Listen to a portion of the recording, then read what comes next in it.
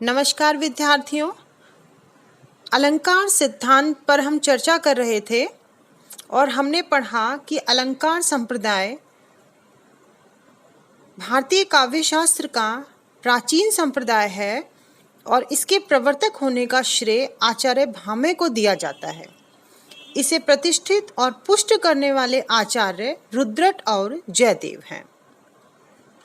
अलंकारवादी आचार्य अलंकार को काव्य का प्रमुख तत्व मानते हैं और उसे काव्य की आत्मा स्वीकार करते हैं। आज हम अलंकारों के स्वरूप एवं उसके भेदों पर चर्चा करेंगे, उन्हें समझने का प्रयास करेंगे। आचार्य रामचंद्र शुक्ल लिखते हैं कि भावों का उत्कर्ष दिखाने और वस्तुओं के रूप गुण क्रिया का अधिक तीव्रता से अनुभव कराने में सहायक होने वाली उक्ति अलंकार है।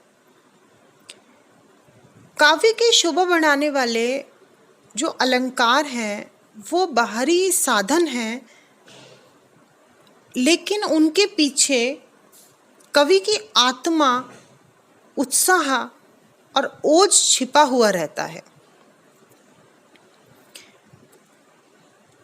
शब्द और अर्थ की शोभा बढ़ाने में अलंकार सहायक हैं। अलंकारों के स्वरूप पर अगर हम बात करें तो अलंकारों का स्वरूप निर्धारण 3 बातों पर निर्भर रहता है। उसमें 3 बातों पर ध्यान दिया जाता है। एक शब्द सौंदर्य, दूसरा अर्थ सौंदर्य और तीसरा शब्दार्थ सौंदर्य, अर्थात शब्द और अर्थ दोनों का सौंदर्य। और इसी आधार पर अलंकारों के 3 भेद भी स्वीकार कर लिए गए: शब्दालंकार, अर्थालंकार और उभयालंकार। काव्य में जिस वस्तु का वर्णन किया जाता है उसे वर्ण्य, प्रस्तुत या उपमेय कहते हैं और उसकी शोभा वृद्धि के लिए कवि उसके समान ही अन्य पदार्थों को प्रस्तुत करता है, जिन्हें हम अप्रस्तुत या उपमान कहते हैं। और अप्रस्तुत या उपमान विधान कवि की कल्पना व भावों के योग से बनता है और इसी के कारण शब्द और अर्थ में चमत्कार और सौंदर्य उत्पन्न हो जाता है।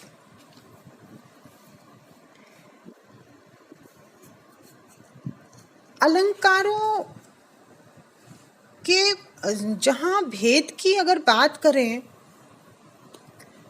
तो अलंकारों का भेद जिस दृष्टि से होता है, अगर शब्द से हो रहा है तो शब्दालंकार, अर्थ से हो रहा है तो अर्थालंकार, दोनों से हो रहा है तो उभयालंकार। इस प्रकार अर्थालंकार के 3 भेद किए गए: शब्दालंकार, अर्थालंकार और उभयालंकार।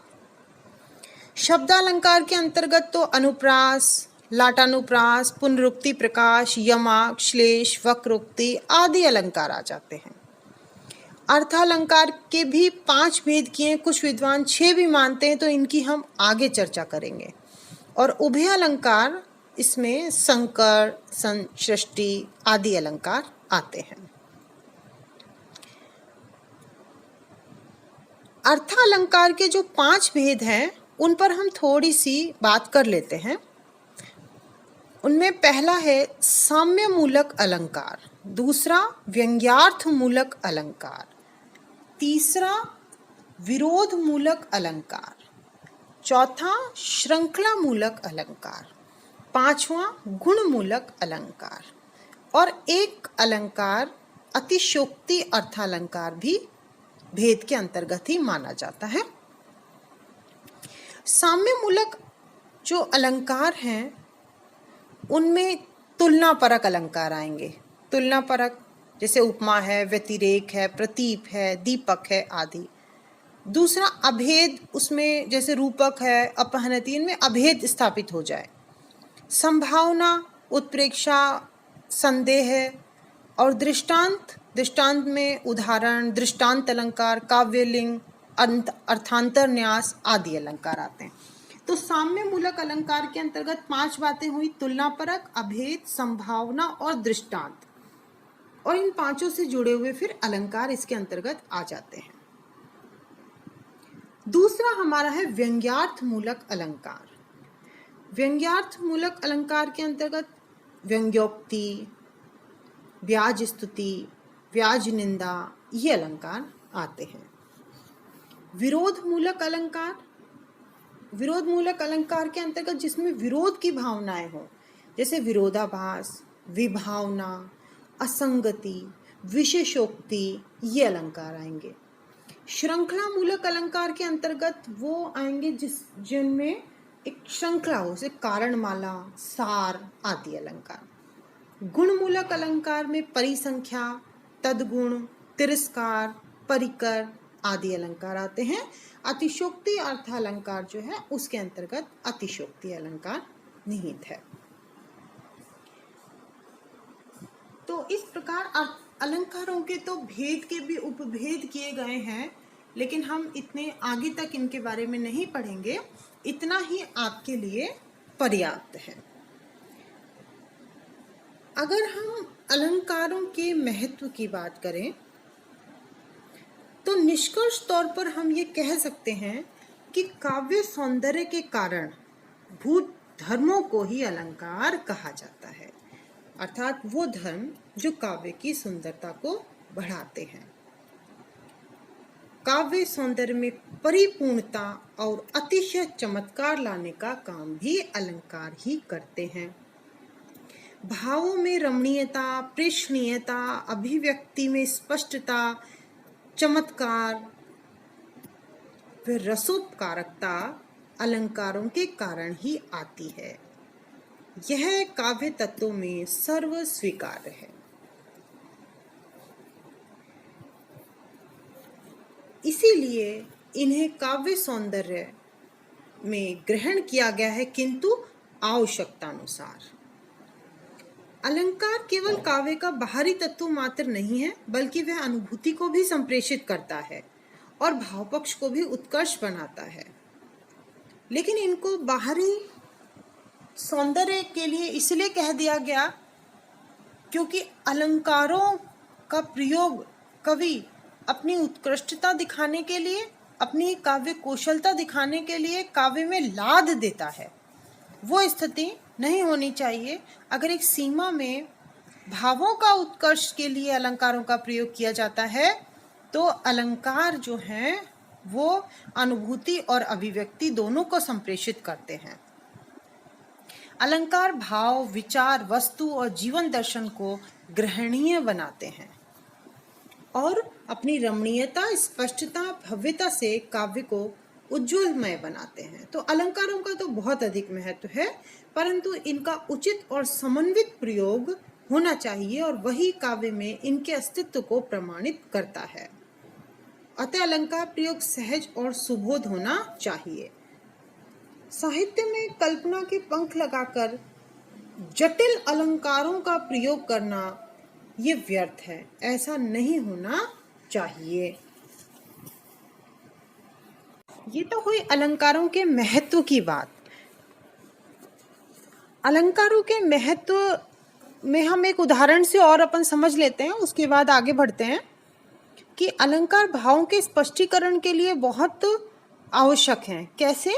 जैसे हमने कहा कि चिंता क्या होती है, इसे बताना बड़ा कठिन है, किंतु जब जयशंकर प्रसाद उसे सर्पणी कहते हैं तो उसकी भयानकता हमारे सामने आ जाती है।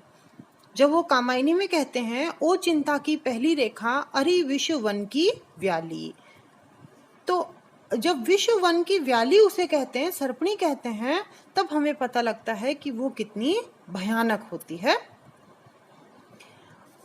तो इस प्रकार अलंकार बहुत महत्वपूर्ण है, लेकिन वो साधन है, साध्य नहीं है। कवि अपने विषय को रमणीक बनाने के लिए अलंकारों का सहारा ले सकता है, लेकिन एक एक पंक्ति में अगर वो बहुत सारे अलंकार उसमें डाल देगा तो काव्य का सौंदर्य, उसकी सौम्यता खत्म हो जाएगी और पाठक भी अलंकार के चमत्कार में ही फंस के उलझ के रह जाएगा और काव्य का संदेश पाठक तक नहीं पहुंच पाएगा। इसलिए हमको अलंकारों का सहज ही प्रयोग करना चाहिए। अलंकारों पर वाद विवाद भी बहुत रहा। रसवादी और ध्वनिवादी काव्य में अलंकारों के महत्व को स्वीकार करते हैं, पर काव्य का प्राण तत्व वो रस और ध्वनि को ही स्वीकार करते हैं। अलंकारवादी आचार्य जो हैं वो अलंकार को काव्य का सर्वस्व मानते हैं और अलंकार विहीन काव्य की कल्पना ही नहीं कर सकते। मम्मट कहते हैं, अब हम कुछ जो आचार्य हैं उनके मतों के द्वारा इस वाद विवाद को समझने का प्रयास करेंगे। आचार्य मम्मट कहते हैं कि अलंकार के बिना भी एक उत्कृष्ट कोटि की कविता की जा सकती है। अलंकार तो मात्र रसादि के सहायक तत्व हैं, जैसे हार आदि आभूषण शरीर के शोभावर्धक तत्व हैं। अगर हार आदि को नहीं पहनेंगे तो भी इतना कोई फर्क नहीं पड़ेगा, तो इसलिए वो हार आदि आभूषण से उनकी तुलना कर रहे हैं। जयदेव चंद्रालोक में लिखते हैं, अंगी करोति य काव्य शब्दार्थन लंकृति आस न मन्यते जे कस्मानुषणम लंकृति। अर्थात यदि कोई विद्वान काव्य को अलंकारहीन स्वीकार करने में नहीं झिझकता तो फिर वह अग्नि को भी शीतल स्वीकार क्यों नहीं करता। रसवादी आचार्य विश्वनाथ ने जयदेव का विरोध किया। जयदेव ने तो ये कह दिया कि अगर कोई विद्वान से उनका तात्पर्य रसवादी से ही था कि अगर वो अलंकारहीन काम को स्वीकार करता है तो उसे ये भी मानना पड़ेगा कि अग्नि जो है उसमें भी शीतलता होती है। इस बात का विश्वनाथ ने विरोध किया और मम्मट से अपनी सहमति भी दर्शाई। उन्होंने कहा कि काव्य की शोभा बढ़ाने वाले जो शब्दार्थ अस्थिर धर्म अलंकार होते हैं वे उसी प्रकार उपकारक होते हैं जैसे आभूषण शरीर के। अलंकारवादी आचार्य यद्यपि उक्ति चमत्कार को ही अलंकार मानते हैं, लेकिन ये काव्य की शोभा के अनित्य तत्व नहीं है, बल्कि नित्य और अनिवार्य तत्व हैं। गुण रस रीति आदि सभी अलंकार में ही निहित है। तो अलंकारवादियों ने क्या कर दिया, सबको, गुण को, रस को, रीति को, ध्वनि को, सबको उन्होंने अलंकार में ही समाहित कर दिया और फिर इस हिसाब से उन्होंने अलंकार को काव्य के लिए का साध्य मान लिया, साधन नहीं। पर रसवादी आचार्य अलंकार को अभिव्यक्ति का एक विशेष ढंग ही स्वीकार करते हैं, वो साधन ही मानते हैं, साध्य नहीं मानते हैं। रसवादी कहते हैं अलंकार शब्द और अर्थ के अनित्य एवं अस्थिर धर्म हैं। यद्यपि काव्य में इनकी स्थिति बनी रहती है, परंतु इनके अभाव में भी काव्य तत्व की हानि नहीं होती और इनके अभाव में काव्य की रचना की जा सकती है। इस प्रकार दो मत आए, एक अलंकारवादियों का जो काव्य की आत्मा स्वीकार करते हैं, अलंकारों को साध्य मानते हैं, साधन नहीं, और दूसरा रसवादी जो ये कहते हैं कि ये तो बस एक साधन मात्र हैं और इनके बिना भी काव्य रचना हो सकती है। रामचंद्र शुक्ल की एक पंक्ति और देख लेते हैं हम अलंकारों पर कि कथन की रोचक, सुंदर और प्रभावपूर्ण प्रणाली अलंकार है। तो ये एक सुंदर अच्छा छोटी सी परिभाषा उन्होंने दी है।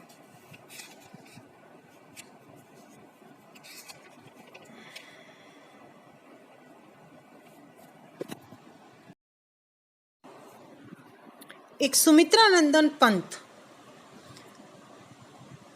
तुम वहन कर सको जन्मन में मेरे विचार, वाणी मेरी तुम्हें क्या चाहिए अलंकार। और पल्लव की भूमिका में लिखते हैं कि अलंकार केवल वाणी की सजावट के लिए नहीं है, वे भाव की अभिव्यक्ति के विशेष द्वार हैं। भाषा की पुष्टि के लिए तथा राग की परिपूर्णता के लिए आवश्यक उपादान हैं। वे वाणी के आचार व्यवहार, रीति नीति हैं, पृथक परिस्थितियों के पृथक स्वरूप, भिन्न अवस्थाओं के भिन्न चित्र हैं। इस प्रकार आज हमारा अलंकार संप्रदाय, अलंकार सिद्धांत को लेकर हमने जान लिया कि अलंकार काव्य के लिए जरूरी हैं, किंतु ये नहीं कि अलंकारों के बिना काव्य का सृजन हो ही नहीं सकता। तो साध्य है, साध्य नहीं है, साधन है।